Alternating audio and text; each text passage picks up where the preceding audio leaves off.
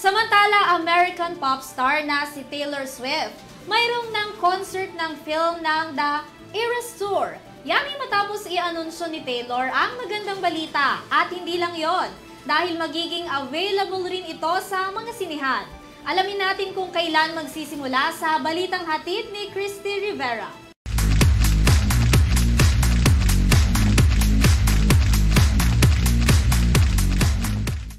Dumako naman tayo sa mundo ng entertainment para sa balitang showbiz.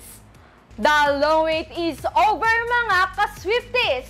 Dahil sa October 13, ang Eras Tour ni Taylor Swift kung saan mapapanood lang naman ito sa buong mundo at magiging available rin sa mga sinihan.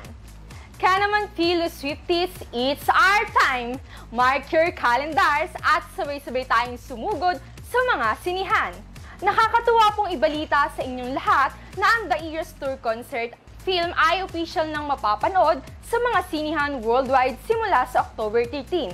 Ayon yan kay Taylor na ipinost niya sa kanyang Instagram.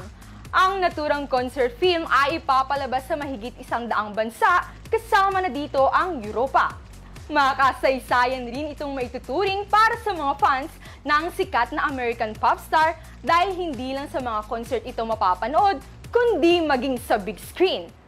Samantala, sa ngayon ay nagpapahinga muna si Taylor matapos ang kanyang Eras Tours na kanyang sinimulan noong Marso at muli itong aarangkada sa Nobyembre hanggang sa susunod na taon.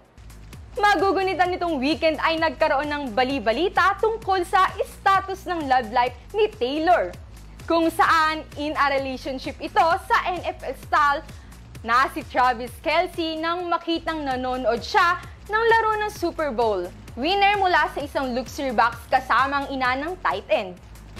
At iyan ang mga balitang entertainment. Ako si Christy Rivera.